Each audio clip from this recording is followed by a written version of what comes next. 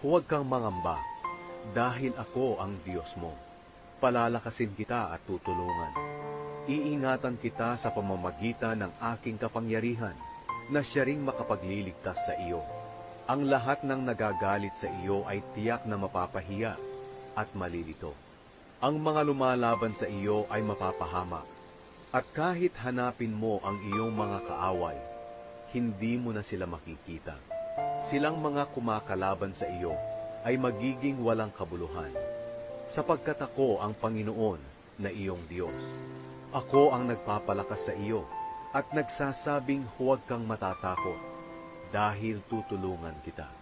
Kahit na maliit ka at mahina, huwag kang matatakot, dahil ako mismo ang tutulong sa iyo.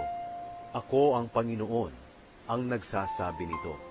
Ako ang iyong tagapagligtas, ang banal na Diyos ng Israel.